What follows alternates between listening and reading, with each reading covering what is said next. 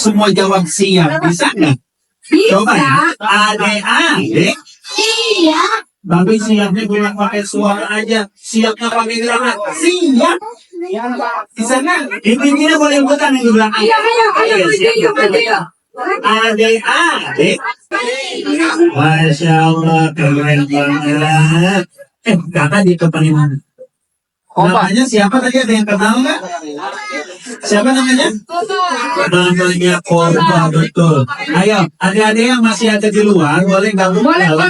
Boleh gabung ke dalam? Iya. Nanti kakak ada sedikit cerita, dan teman-teman kakak banyak banget nanti yang akan cerita. Iya. Coba, ayo masuk lagi. Nanti sambil cerita, kalian juga boleh ngapain karena di dalam? Di dalam tuh ada perahu, Kang. Wah, siapa yang udah pernah naik perahu? Perahu karet? Sudah pernah naik perahu karet? Ada perahu karet dan perahu rafting, Kang. Oh, di dalam ada perahu karet, nanti semuanya pakai itu tuh, pakai pelampung. Nah, di sini juga nanti kalian juga bisa main. Bukan main, ini nanti kalian seperti madamin api, Kak. Iya. Iya. Seperti sesungguhnya, Kak. Iya. Kita pakai alat. Jadi nanti anak-anak kayak jadi pemadam kebakaran cilik. Betul, ya. Jadi seperti kita berada di kondisi sesungguhnya. Bapak, ada dokter siap untuk periksa kesehatan. Ada cek gula, cek Kolesterol. cek isi kantong, cek Kondisi kantong ada ya? Betul-betul udah tanggal 2 ya. Hari ini ya. Iya, karena saya pengen sedikit cerita sama adik-adik. Kayak begini. Adik-adik. Iya. Adik-adik. Iya. Kakak mau cerita apa sih? Teman-teman, sekarang kita ada di kota apa ya? Kota Tangerang. Kota apa? Baru 5 orang yang jawab. Kota apa? Udah ada 100 orang itu terakhir. Kakak mau tanya, kalau di kota Bekasi, kotanya keren nggak? Bagus nggak? Tapi satu, kakak mau tanya lagi. Ini kakak bingung nanyanya. Sedih iya, terus kadang-kadang miris juga. Kakak emang kenapa? Kakak mau tanya, di kota Bekasi, teman-teman pernah dengar bencana apa? Hah? Apa? Banjir. Kalau banjir itu air atau api? Api. Api. Air. Siapa yang pernah kebanjiran? Ada? Yang pernah kebanjiran ada? Ada. Kata kalau misalnya lagi kita kebanjiran kayak gimana? Teman-teman kalau kebanjiran matinya Kakak kalau aku kebanjiran larinya ke tiap listrik. Ih, serem dong, Kak. Kemana dong karma kalau kita kebanjiran? Biasanya kalau kebanjiran tuh kan ada kecoa ya, Kak ya. Jadi kita menghindari yang kecoa-kecoa itu, Kak. Sebentar lagi ada yang telepon saya. Jangan iya. Kita paling takut ya. Ada yang takut sama kecoa. Takut sama airnya sama kecoanya. Kecoa. Bukan, Kak. Aku takutnya sama kecoa terbang kan. Nah itu juga. Nah teman-teman, waktu itu di Bekasi pernah banjir nggak? Pernah nggak? Dan teman-teman pernah nggak ngeliat kakak-kakak hebat yang pakai baju oranye? Terus teman-teman kakak yoga semuanya datang ke lokasi itu. Bawa apa kira-kira? Hah? Bawa perahu. Nanti mau semuanya naik perahu. Kakak kemarin ada di salah satu tempat di Kota Bekasi, lokasinya ada di Kelurahan Jatirasa. Kakak selama 1 minggu di sana kemarin. Nah, kan ngapain seminggu di sana, kan banjirnya cuma 2 hari.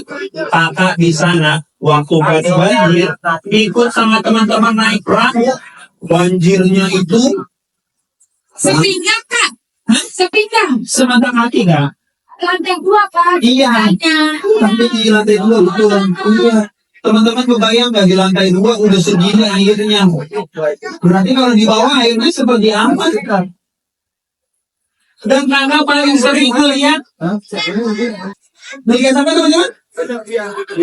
Maka waktu itu pas lagi ngedayung ngomongin teman-temannya, waktu itu ditolongin akan melihat banyak banget. Teman-teman takut nggak sama ular? Takut sama ular.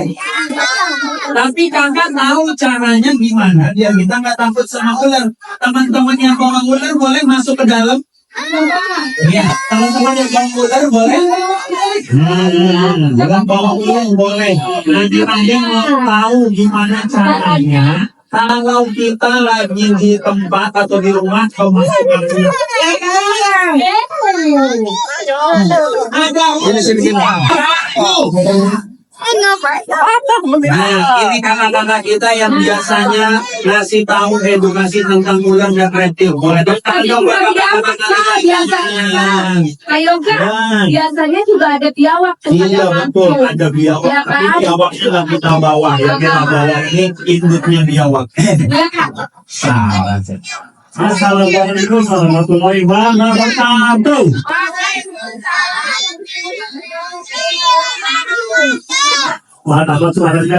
Assalamualaikum warahmatullahi wabarakatuh. Waalaikumsalam warahmatullahi wabarakatuh. Nah, di sini kakak mau tanya nih sama adik-adik ya. Di sini siapa yang rumahnya pernah kemasukan ular? Coba angkat tangan. Kakak mau tanya lagi. Ini dulu kali ya, kalau biasa bukan ular ya, Mak? Iya.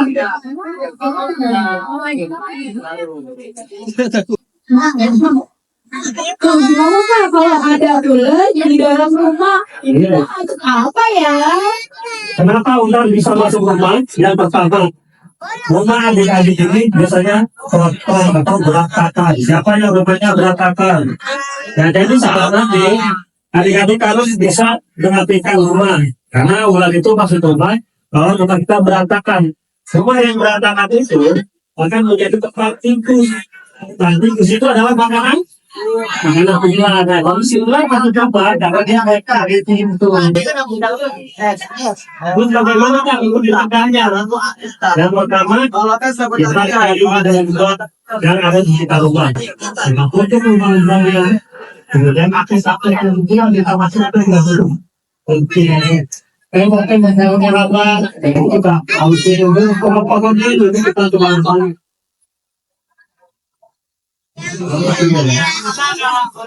Kemudian nih, siapa yang pernah bertemu dengan ular di rumah lagi? Tadi siapa ya? Ya, kira-kira ular apa? Sama monyet itu, maaf ya kan, cuma namanya monyet ya.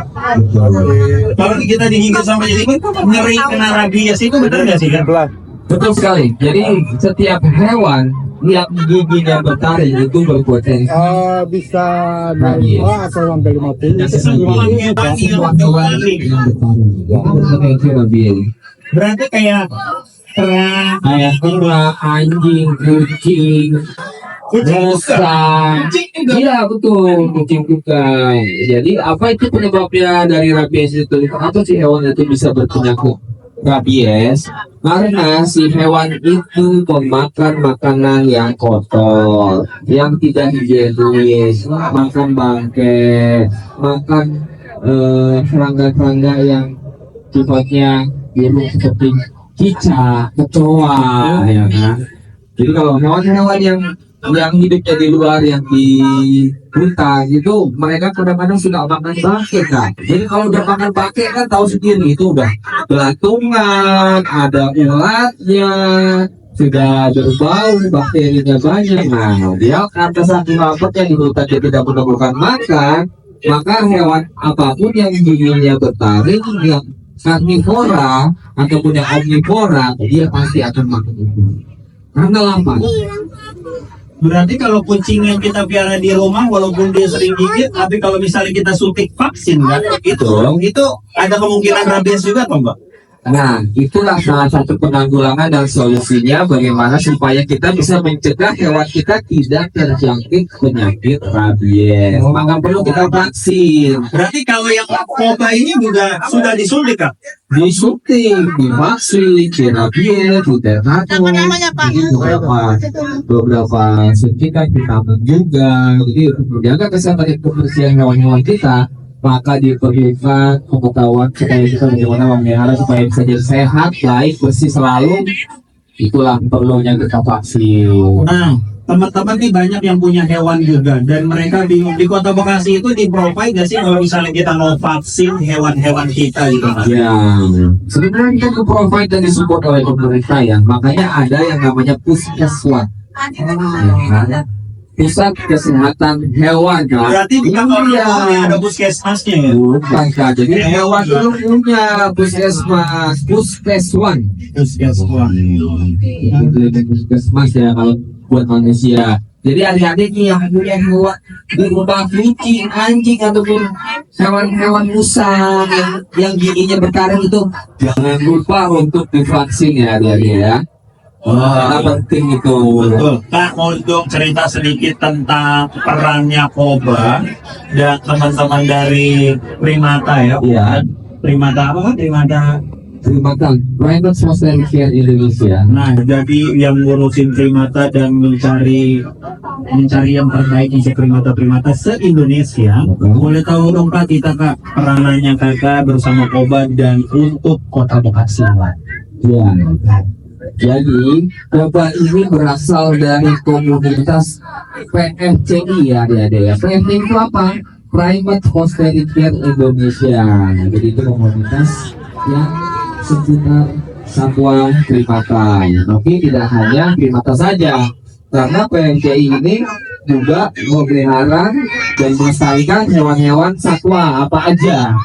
Jadi dengan adanya Koba dan komunitas ini dinaungi oleh Yayasan Konservasi Satwa dan Keanekaragaman Hayati, jadi kami mempunyai program kerja untuk memberikan edukasi kepada masyarakat nih, adik-adik, untuk memberikan pemahaman informasi bahwa kita tidak boleh memutus mata rantai. Kita harus menjaga kelestarian alam, kelestarian hewan juga. Kita harus menjaga konservasi satwa ya.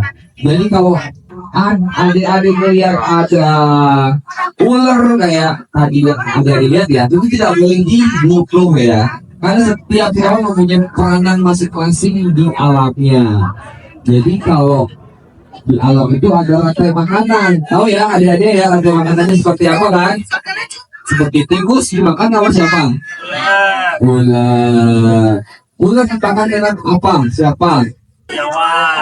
Biawak. Nah, bisa dibayangkan adik-adik ya. Kalau biawaknya dibunuh atau diburu, ditangkap, apa yang terjadi?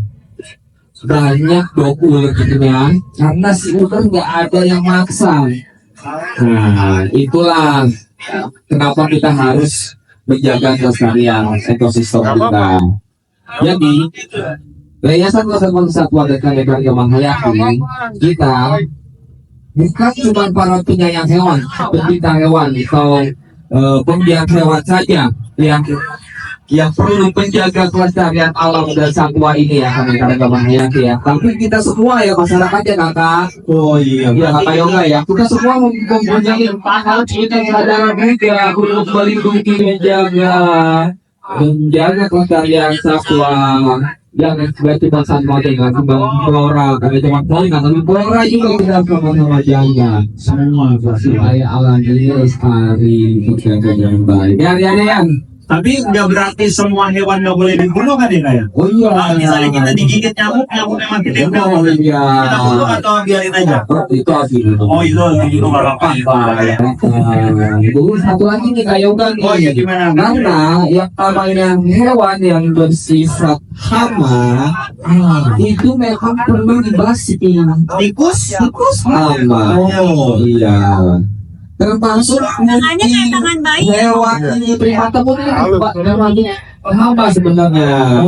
Tapi selama tidak mengganggu, si hama itu ya jangan dibunuh. Tapi selama itu mengganggu, kenapa hama-hama itu bisa dikatakan hama? Karena gangguan mereka terlalu banyak sehingga mengganggu, sehingga dinamakan hama. Tapi selama tidak mengganggu, itu tidak disebut hama. Karena jangan selalu merusak kebun-kebun petani-petani ya di kampung tadi saya. Seperti kucing juga tuh, kalau kebanyakan mereka mengganggu. Iya, jadi memang perlu diminimalisir. Oh iya. Kan banyak nih teman-teman atau adik-adik dan orang tua yang ada di rumah mikir, wah kalau kita kedatangan ular kita harus takut. Tapi sebenarnya ular itu sahabatnya petani ya. Betul, saya petani. Sebenarnya ular yang masuk ke dalam pemukiman warga atau rumah kita, sebenarnya dia itu kebingungan. Dia itu cuma mencari jalan, cuma kesasar. Tapi ada panggilan kita nggak sengaja lah masuk ke rumah kita, sebaiknya diusir aja. Tapi kita harus jaga jarak, pakai tokat supaya kita safety. Jangan sampai kita digigit, dicatok ular. Nah itu yang berbahaya. Karena kita tidak pernah tahu kan. Betul. Sebenarnya untuk masyarakat awam yang kayak gue ya. Kalau misalnya tiba-tiba ada monyet yang masuk ke dalam rumah kita juga, sebaiknya jangan dibunuh. jangan dibunuh, kita usir aja. Usir aja. Pintunya dibuka, siram air, terus biar dia tuh kabur, lari, nah diambilnya perginya.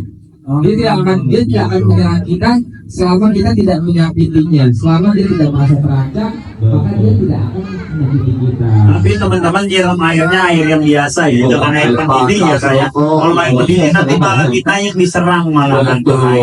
Dia merasa terancam, dan dia nanti malah kita. Dia bahaya. Tepuk tangan dong buat Andre.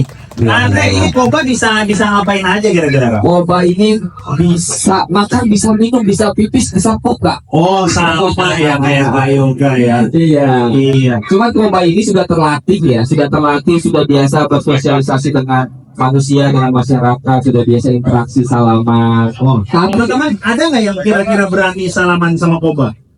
Atau tos? Oh, boleh dong. Boleh. Tadi ada beberapa, cuma ini kasih tahu dulu ya. Kirain dulu sama Tenang dulu, sabar dulu, tenang. Nah, Walau bagaimanapun hewan yang jinak itu juga dia perlu kita hargai keprivasiannya. Kita tidak boleh sembarangan, kita nggak boleh main kasar, kita harus pegang baik-baik dengan lembut, dengan hati-hati, dengan sama dong yang kita juga dong manusia, kita juga nggak mau dong dipegang dengan kasar ya. Kita mau dong dipegangnya dengan lembut ya kan, pelan-pelan kan, nggak pengen dong kita juga dipegang wah apaan sih, mengganggu sekali kan. Nah begitu pula juga hewan juga perlu kenyamanan. harus dikasih sayang ya. Betul, jadi kita juga harus pendekatannya juga harus baik, manusia juga harus halus, jangan kasar. Nah, tadi yang berani boleh nanti diarahin sama Boleh. boleh. Siapa? Ayo berdiri.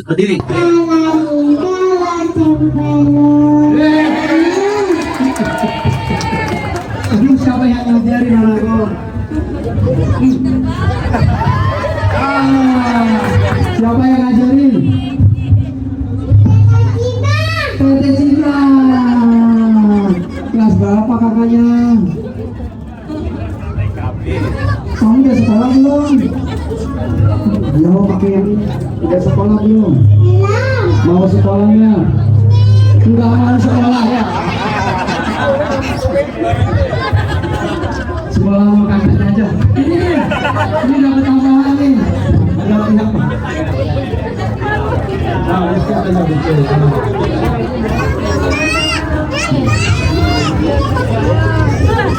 Ini apa ini? Nanti kamu bagi ya kakakmu ya. Ya, jadi mudah-mudahan ya anak-anakku harus dimulai dari kecil untuk berani tampil ke depan. Ya, salah benar nggak apa-apa, paling juga ya malu-malu dikit gitu ya. Tapi kita kan kalian kenal juga, ya. Jadi harus berani. Ya, mudah-mudahan kalian menjadi anak-anak yang hebat. Dan hari ini kalian belajar tentang bencana supaya apa? Supaya kalian menjadi pribadi yang tangguh. Agar tahu apa yang harus dilakukan pada saat kebencanaan sewaktu-waktu yang sifatnya kita tidak pernah tahu akan hadir di antara kehidupan kita. Sukses buat adik-adikku sekalian. Ya, adik-adik. Adik-adik. Bekasi. Bagi dari budaya, wassalamualaikum warahmatullahi wabarakatuh. Waalaikumsalam warahmatullahi wabarakatuh. Masya Allah, tepuk tangan dong semuanya buat Pak Wali. Siapa namanya, ada yang tahu nggak? Wah, namanya? Hah? Masya Allah, betul, hebat.